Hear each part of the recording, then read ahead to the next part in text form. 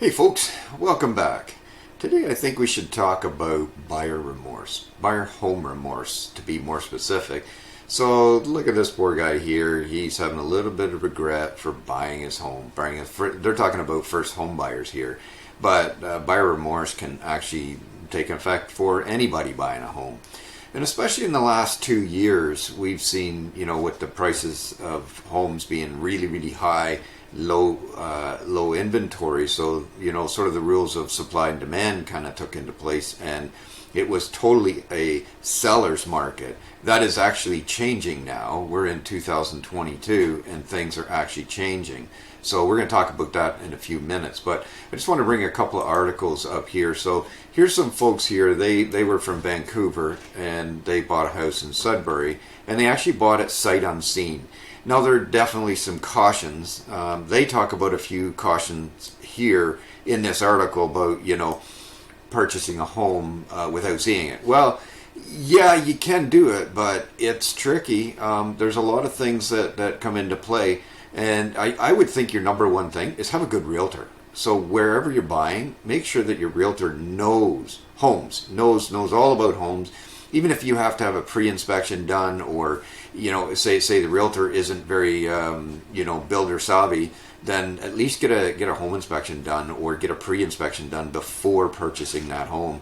And sometimes if you're in the pinch and you're in a bidding war and there's lots of people bidding on that house, maybe your best bet is to walk away and wait, because you could end up paying a lot more money. So I would say, really weigh out your factors there. I always caution people with that. I have actually helped people buy homes, by just doing a video walkthrough with the folks, and, doing a real close zoom in on different things and making sure that people were comfortable with that home. Even though they were still, hundreds of miles away, they at least had a pretty good view of the house. And I do have a pretty good building background, so I try to advise people on their abilities, because if all good realtors should know the ability, excuse me, of their client.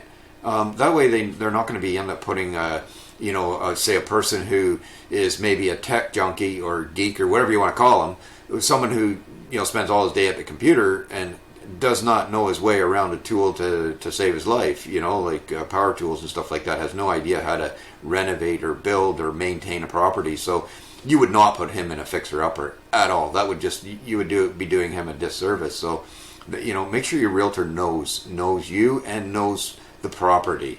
So that just talks about, some cautions about buying sight unseen. This one here talks about, so this one's gobanking.rates, gobankinginrates.com, sorry. There's a number of different sites here we're going to look at. So this one talks about 75% of home buyers are expressing regrets. So, and that one, they sort of quote what Zillow did in a survey. So really they're talking about, so what is it, 32% of respondents are talking about buying a home that's too small. I caution people about buying a home that's too small, but you have to buy within your budget. So think of, if you buy a house that's too small for your needs, but you could always add on. If there's the space of available, like the property size, you can always add on. So buy within your budget. I mean, that will help you with regretting. That's the other thing that this talks about too, is about buying 30. I think it was 31% say they bought too much of it. They have too much of a mortgage for their house, so now they become house rich and cash poor. So they just can't afford to do anything at all. So that talks about 75%. Now there's a little bit of twist in this, and then in not the next article, but one of these articles I'm going to talk about. So right here it says, so the last one said up to the last one was 63% of people regretted buying a house. This one says 1/5 of people regret their home purchase.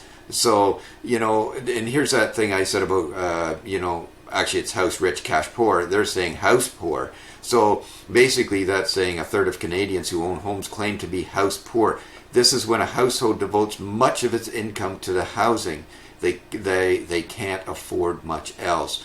So I guess you could look at it house poor being that way, but house rich being in that your house is worth lots of money, but you've got no money to do anything else. So do you really want to do that? Do you really want to be stuck in a house where you can't do anything? You can't really live your life? Well, if you're an extreme introvert, I mean, I'm an introvert, but not in the fact that I want to be in my house 24/7, 365 days a year. I do like to travel. I like to go places. I like to be out in the outdoors. So I like to be able to afford to do that. So that talks about 1/5. So that's a different statistic than the last article.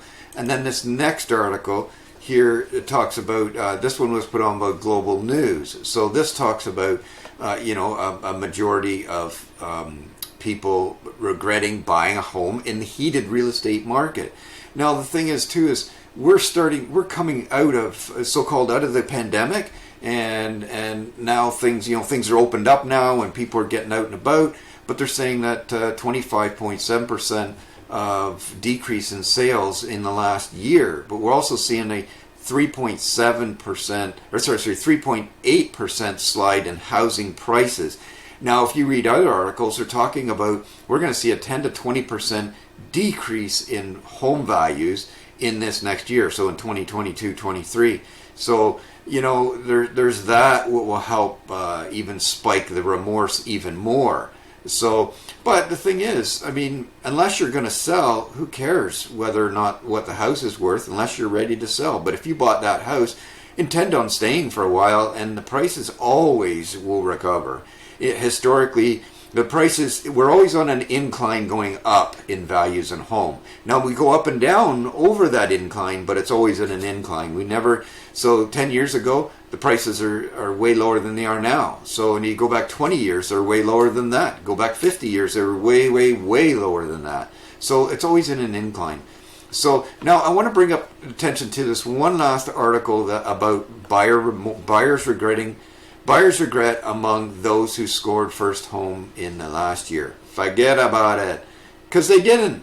So they're saying that this was a survey that was done, an informal survey that was done in participants under the age of 40.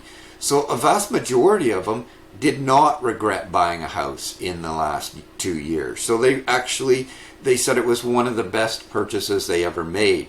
So, 24% of them indicated buying a home was the best move they made in the last 2 years. And, 52% said their level of satisfaction with the purchase was very high. So, I mean, yeah, that's actually, there are articles out there talking about, young buyers. This is what they strive for. That's the thing. You gotta own a home versus renting.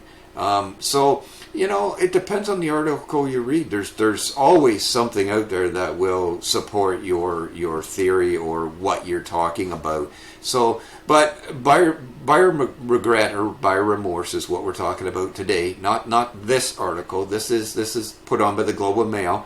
So we're not going to talk about this, because this is actually a whole different topic about young buyers wanting to get into the market. We're actually just more focused on the buyer remorse today. Not that we're trying to do a negative thing, but I want to sort of ease your conscience or ease your remorse in that if you did buy within the last 2 years, just plan on staying for a while. Unless there's some circumstance that forces you to sell, stay and enjoy it. And forget about the buyer remorse, because you have a home to live in.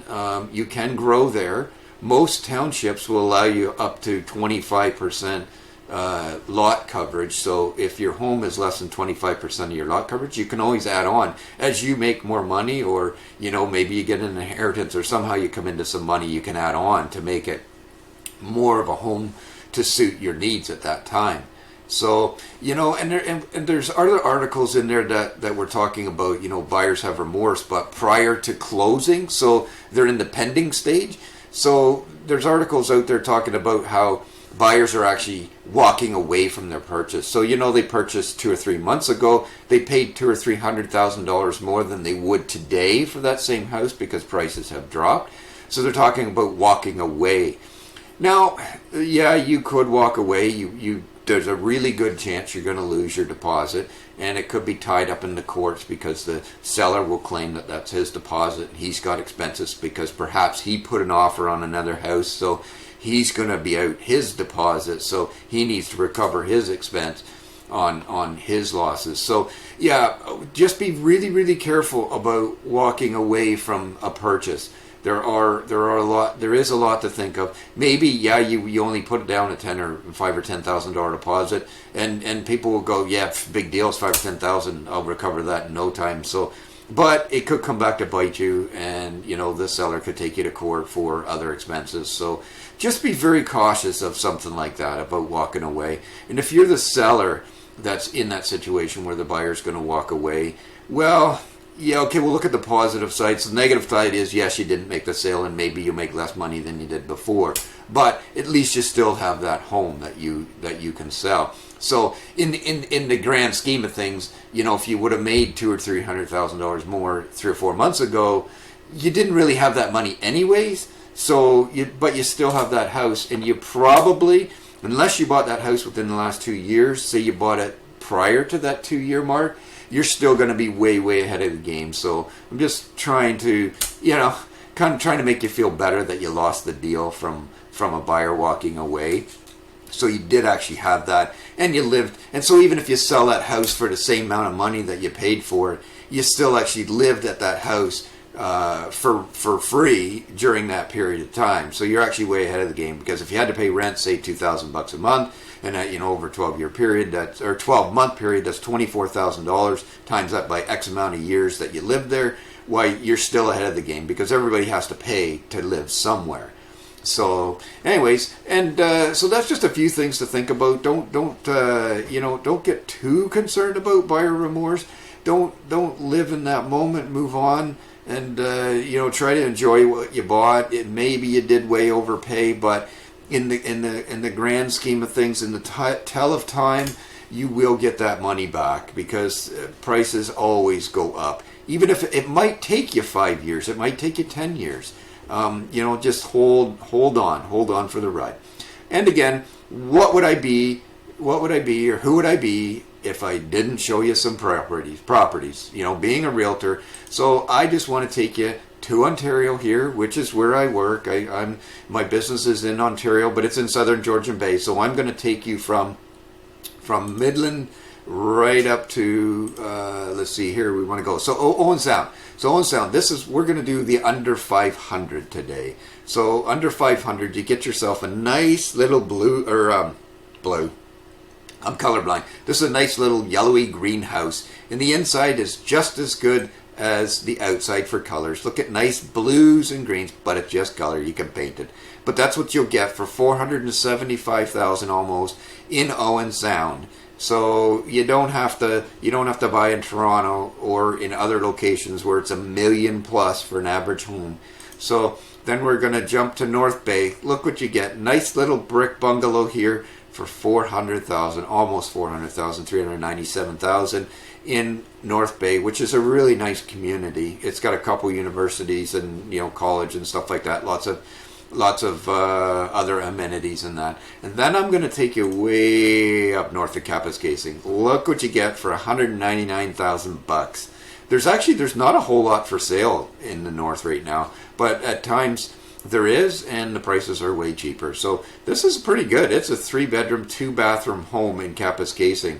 And believe it or not, Kapuskasing is way up north on Highway 11, and people think, where's Kapuskasing? That's in nowhere. But it actually has a Walmart. It has a nice little wee Walmart. And it has other stuff up there too as well. So there are conveniences there if you want to move to Kapuskasing. And they have internet. So if you can work from home, then that's a great spot. And you're close to the outdoors. You have tons of fishing and hunting way up there.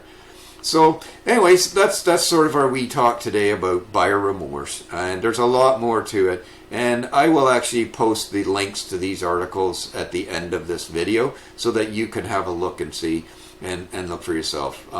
So, there's all kinds of articles out there that talk about buyer remorse and ones that talk about no buyer remorse. So it's, just, take a read and, just take it with a grain of salt.